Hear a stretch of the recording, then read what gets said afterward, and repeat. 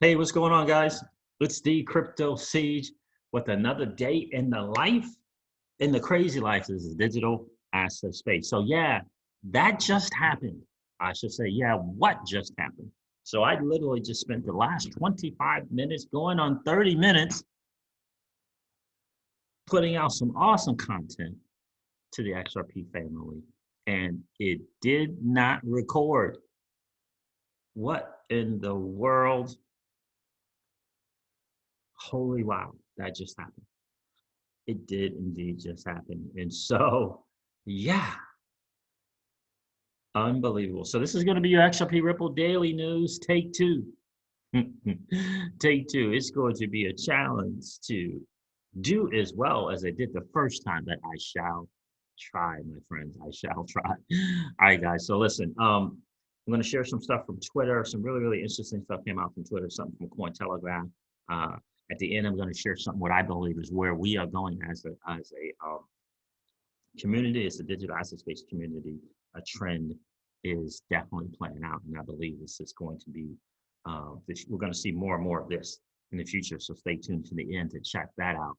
All right, guys. So let's get into crypto Twitter. Again, this is your XRP Ripple Daily News in around 0 to 10 minutes. In around 0 to 10 minutes. So where should we start?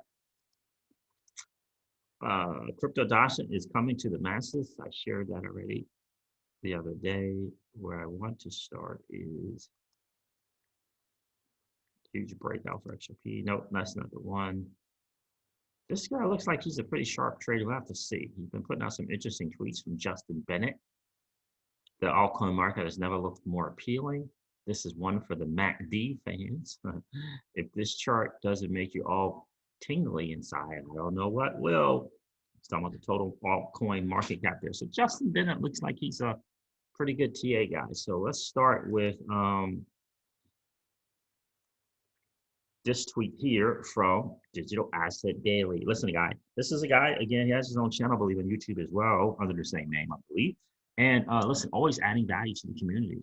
Big time value add, if you will. Thank you so much for taking your time, energy, and resources, my friend, to add to the community. It is greatly appreciated. So, interesting article. Walmart adds crypto cashback through shopping loyalty platform Stormx. Interesting article here. I read through this, very, very interesting. And I'm going to look into this a little bit further, because my question, which the article does not address, is are we talking turning in that dirty fiat, that dirty, nasty fiat cash, and then getting some crypto as your cash back? That would be pretty cool. So let's look into the article from Cointelegraph. Walmart adds crypto cashback through shopping loyalty platform Stormx. So gamified shopping loyalty platform Stormx will now let its users earn cash back in cryptocurrencies when shopping at Walmart. According to announcements shared with Cointelegraph on August the 14th, Stormx users can now earn up to 4% cash back in crypto for purchases made at Walmart. Users who achieve a diamond rank can earn up to 14%. Stormx CEO Simon Yu said that he believes this Walmart partnership will bring new users to the service. I believe it will. As the only crypto cashback program for Walmart worldwide, we are confident that users will take advantage of the rewards program to earn their favorite cryptocurrency while shopping at their favorite retailer. Per the announcement, Walmart is the latest addition to Stormx pool of more than 650 partners, which already includes outlets like Microsoft, eBay, Nike, Adidas, Target, Dell, and Samsung. Well, how about that? This is the first I'm hearing of this. Now, I remember I put this up in the tabs, a cover, like 3 or 4 days ago, but I didn't go through the article. This is some interesting stuff. Because I got to tell you, if I can get rid of that nasty, dirty fiat and get some crypto as a cash back, that's a cool deal. Stormx says it has already distributed more than 2 million to its users. Interesting stuff. So in June, Walmart's Chinese subsidiary partnered with VeChain, we know that, a blockchain-based supply chain management platform to create a system that traces food products. At the beginning of March, Walmart also joined, interesting to note, Walmart also joined the Hyperledger blockchain initiative. So guys, in the end, the long and short of it, I'm going to certainly Google this some more and find out more about Stormx. But if I could get rid of that nasty, dirty fiat and get some crypto in return for something I was going to buy anyways, I like that. I like that concept. And I think that's going to absolutely catch on.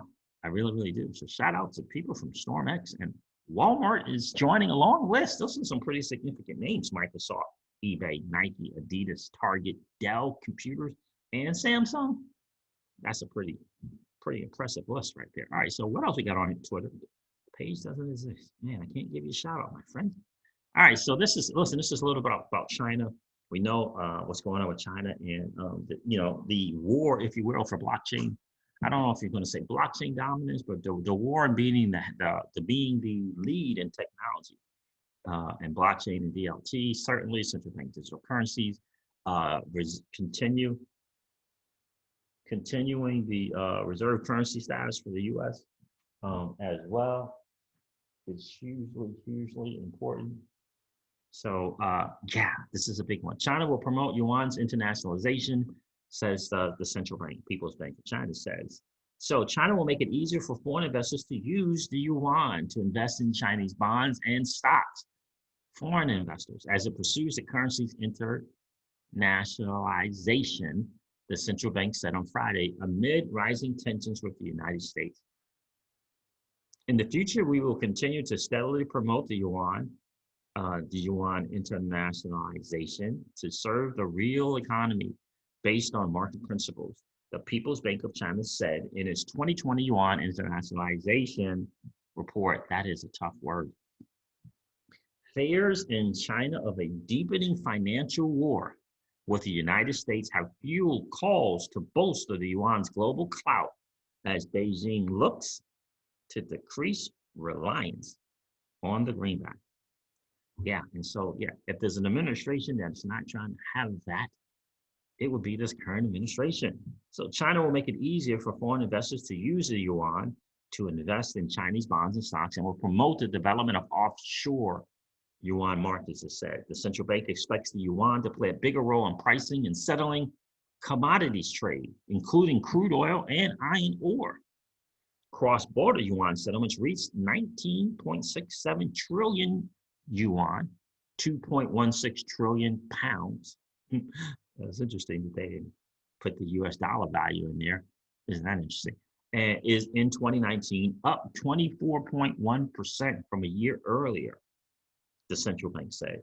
Last year's cross-border yuan settlements accounted for 38% of the overall cross-border settlements, it added. So yeah, so that is a big deal. And listen, Christine Harlow, Brad Garlinghouse, Trish Larson have pointed to this very fact that the United States, in fact, gave, this is Chris Larson, and Brad Garlinghouse both said this. The United States gave China an edge when it gave clarity to Bitcoin and Ethereum. It gave China an edge because the vast majority of both Bitcoin and mining of Ethereum is done in China. Yet the United States has not given any clarity on significant U.S. companies' digital assets like Ripple's XRP, any clarity. And so it's stymieing innovation, it's stymieing moving forward, it's stymieing progress, right? So this is a really a big to do without question. So we all want to keep XRP radar antennas up and paying attention to what is going on in China. That is without question. VeChain members read this. VeChain, okay, blockchain for enterprise. Yeah, that was a good article, box mining, but that's not what I wanted to share. I wanted to share this with you guys. I think this is important. Check this out. Han Solo, an OG, if you will, in the XRP community. And he tweets, could this be XRP? So let's listen to this. This was a really good listen to. It's Peter Schiff, by the way, in the beginning of this. Peter Schiff in the beginning, but it will switch over to some other people. Peter Schiff, if you don't know, is a big time gold guy. He's a gold bug, right? And he's talking about something that I think is hugely important with technology of any kind. But let's take a listen to this. If you assume, okay, if cryptocurrencies are going to work, I cannot think of an example throughout history where any innovation, where the first one was the best one, right? Wherever was invented, whether somebody invented the telephone, the first telephone was not the best telephone. It's been improved upon. The first television, the first automobile. So if cryptocurrency would work, why would we assume that Bitcoin is the one that's going to succeed? Why would the first attempt be the best attempt? Why wouldn't somebody come up with something better? That is a huge, huge, huge point in our business, right? You know, and what we train and promote, right? Usually the first one through the door. It's a big time saying in business and marketing. The first one through the door usually gets shot, right? And so what he's saying is that Bitcoin in the digital asset space was the first technology through the door. And generally, history has proven out that your success will become duplicated and replicated. Blockchain technology and what Bitcoin brought to the table is a success. But surely you cannot be naive enough to believe that something will not come around and be created that will be better, that will be advancing technology. And he is absolutely right about that, right? What he doesn't understand is that Ripple, the blockchain infrastructure company out of San Francisco, California, did that very thing.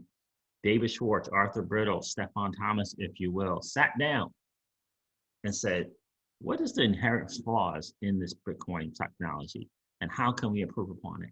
And that's when they roll up their sleeves and they actually got to work. A lot of people don't understand that Brittle, David Schwartz, Stefan Thomas were around in the early days of Bitcoin. Stefan Thomas, big time, literally came up with stuff to improve upon Bitcoin. Stefan Thomas of Ripple, right? So Hughes is a great point that he makes. It's a great point. And Ripple was the company to do it. That's what the XRP ledger was about. That's what XRP ILP was about. That's what the consensus mechanism was about. It was an improvement upon the first iteration of blockchain technology. That's quicker, that's more reliable, that's more secure than Bitcoin. And if somebody can do that, then it renders Bitcoin worthless because there's something better. Before we continue, Bitcoin, I'm long Bitcoin, and Bitcoin I think has real utility around being a store of value. It's digital gold. But if a Bitcoin transaction takes on average 12 minutes to confirm and the transaction cost is over $1 per transaction, that's not going to be great for a payments solution. So around payments, we think XRP is uniquely and extremely well positioned to solve that payments problem. It's extremely fast at about 3 seconds per transaction, and it costs about 1/1000th of a penny to actually enable that transaction. So we often make the point that, well, where Bitcoin is very profound in solving that store of value, an XRP transaction's about 1,000 times faster and it's about 1,000 times cheaper per transaction. With MoneyGram, we know out of the gates we can actually make their system much more efficient. And the key reason is today, both Western Union and MoneyGram, they pre-fund accounts around the world so they can make payments. So MoneyGram and Western Union have negative working capital. What our products allow those companies to do is to not pre-fund and to shoot payments in real time. And that's a massive savings in terms of the efficiency, not just in terms of what is the cost in FX, but the capital cost, the outlays, that it's really a dormant asset when you pre-fund those is sitting there waiting for people to make payments. And that's really the transformational thing that XRP as an extremely efficient digital asset allows for the industry. And again, I notice a lot of people, a lot of us, right, we've been around for a while. We totally understand that. We've heard Brad say that time and time again, but I do notice a lot of new people in this space. And essentially what Ripple is looking to do, right, they decided to go down a lane, although their technology can be used in a lot of different places. Their digital asset can be used in a lot of different verticals. What Ripple decided, Brad Garlinghouse came there and they decided to do is they was going to focus on a pain point in the cross-border payments field, space, if you will, right? Trillions of dollars, and some say tens of trillions of dollars in what they call nostro-vostro accounts, nostro-vostro, dormant accounts, like is what he's saying. It becomes a dormant asset. Because in the cross-border payment system, Unfortunately, banks, financial institutions, in order to do business abroad, they have to pre-fund in a particular country's asset. They have to pre-fund these accounts in in anticipation of a transaction. In anticipation of a transaction. So a lot of the banks, all of the banks, all financial institutions have to do this, and they do that. And what Brad is and the people from Ripple recognized is that all that capital is just there. It's just laying there, just sitting there with nothing to do, waiting for something to happen. Tens of trillions of dollars. And what they said, people from Ripple said, this digital asset XRP will allow you to no longer have to do that. In essence, freeing up trillions, if not tens of trillions of dollars in dormant capital. And here's the thing for some of my new people here to the channel to understand. It's so very, very, very important to understand it, because here's what I always say on this channel. You talk about the IMF, you talk about maybe this present administration, you talk about maybe even a guy like Peter Schiff, you talk about the WF, you talk the UN, you talk the G30, G20, G7, you talk all UN, all these major global institutions. When you say DLT technology and digital assets, this is what they're hearing. Right? They don't hear you. But when you say cross-border payments, they all hear it. They all agree in the pain points, in the friction that is involved in there. They all, every single one to a person agrees that cross-border payments and the way it's done today is a challenge. Ripple, thank God, thankfully, understood that and went down that lane. And so what they've done is create technology, and they've taken the digital asset XRP, and they're driving that in, and they've been hugely successful in addressing the pain points. Hugely successful in addressing the pain point in cross-border payments. All right, guys, so let's get on to the next thing here. This is some interesting, two interesting tweets from Jim Rickards, right? A lot of you don't know that Jim Rickards is, right, he's a big time geopolitical guy. He is definitely one of those on the inside. He has a lot of great books like The Currency War. He's been right on a lot of things in his history. And so this is a couple of things I just think is important to kind of note. Jim Rickards tweets, when Bitcoin groupies try to advance the case, they reveal profound ignorance of monetary economics. Scarcity is not a benefit. It is a detriment. This is Jim Rickards' words. With scarcity comes deflationary bias, which precludes a bond market, which destroys reserve currency status. It's the bond, stupid. And I think it's interesting to note that this is what Jim Rickards said. It's the bond, stupid. I think personally it's interesting to note 100 billion, right? 100 billion XRP that can be, is it 1/10,000? It can be divisible by some crazy amount versus 21 million. They may both have a finite amount, but 21 million versus 100 billion that can be divisible by, I believe, 10,000 or something like that is massive, right? So that leaves for plenty of ways to use XRP. I think it's important that it was designed that way to be divisible like that, right? Right? I'm not sure if that is a scarcity thing when it comes to XRP, right? And I think it's important. He says, which destroys reserve currency status. Interesting tweet from Jim Rickards. Very, very interesting. So here's another one from Jim Rickards. And this is, guys, listen, always keep your XRP radar antennas up. Right? This is the epitome of don't listen to what they say, watch what they do. Jim Rickards says, Warren Buffett dumps JP Morgan, Wells Fargo, and buys Barrick Gold, which is a mining facility. One way to understand this is he's dumping companies that create paper money to buy a company that produces real money. Again, Jim Rickards is a big time gold guy. I forgot to mention that. just like Peter Schiff. Economists call this a liquidity preference. I call it a sign of the times.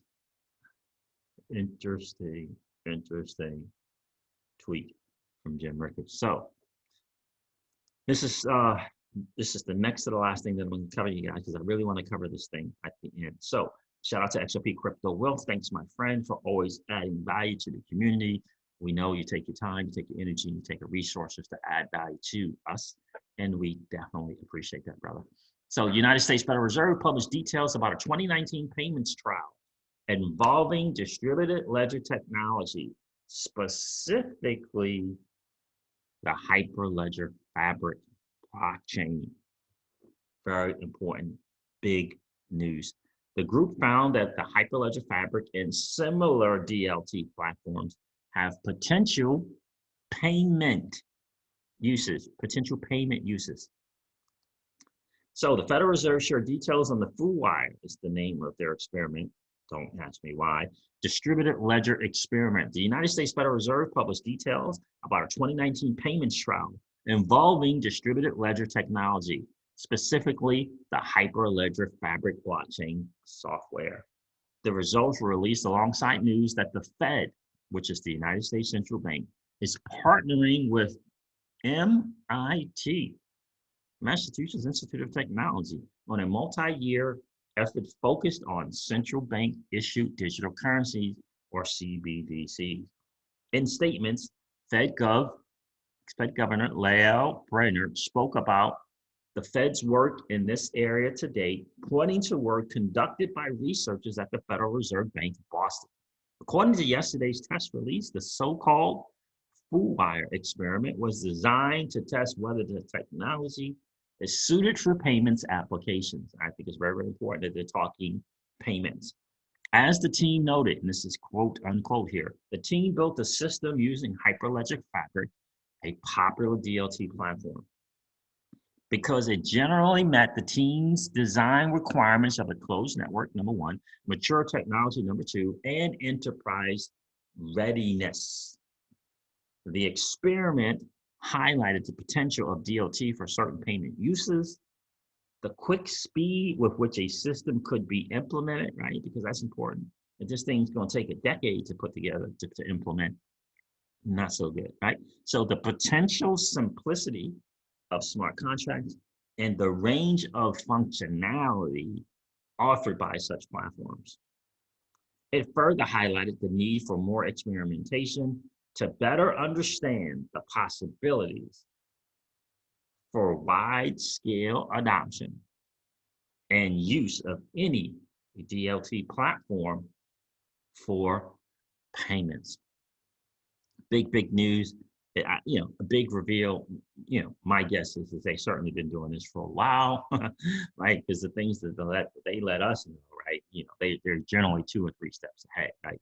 Because it is war going on, right? Technology war, right? So they're not going to just show their cards. So they're probably 2 or 3 steps ahead here, right? They're just letting the public know about this particular payments trial, but I do think that is pretty significant.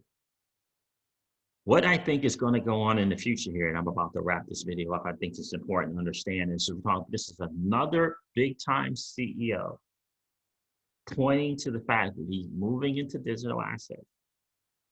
Right now, they can say it's safe haven, but the point is that they're moving into digital assets.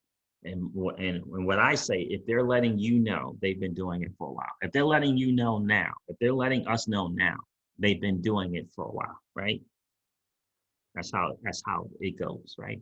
If they're doing interviews and they're publicly stating this, that means they've been doing it for years, right? 3, 4, 5, 6 years, and they're letting us know now. That's just how it is. So Pomplianos tweets out, he says, every great investor, Anthony Pompliano, every great investor and entrepreneur is getting converted one by one, he says. So there's an interesting thing here. So time to buy Bitcoin, says ex-presidential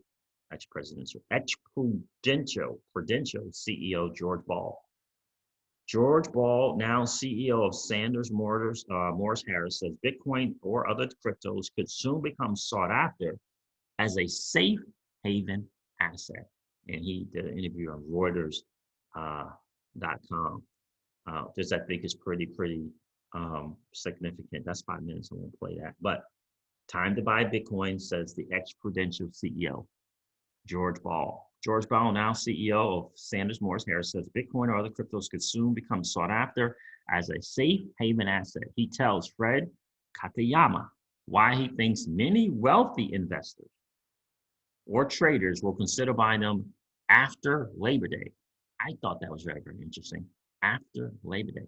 Trust me when I tell you, if he's saying that, he knows it's already being done. And that, my friends, I believe is the trend, especially for this bull run moving forward, especially for this bull run moving forward. So we guys are uniquely positioned. I said it once, I'll say it 1,000 times. You and I, my friends, we're playing a game that 99.99% of the masses don't even know is being played. And we are winning. We are winning. This should be a head up moment for you. Show us back moment for you. Why? Here's the thing, because you're an early adopter. You're an early adopter in a new asset class. You hold assets that hedge funds and institutions want, and you hold them. You hold assets that the masses are going to come into this space looking to purchase, and you already have them, my friends. That is a great place to be. All right, guys, listen, I'm going to wrap up this video like I do all of my videos and remind you guys of this. Old money doesn't want you to win. They don't want us to win. They would rather us remain a cog in their perpetual wheel of trading our time for dollars. They don't want us to play in the same playground that they play in, where we allow our money to work for us. This is our chance to win, guys. The digital asset space is our chance to win. We are in the midst of the greatest transfer of wealth in the history of man. Are you participating, or are you standing on the sidelines? Here's what I do know, that the battle for you has already been fought, and the victory is yours. Go get it. I'll talk to you soon, guys. See ya. Bye.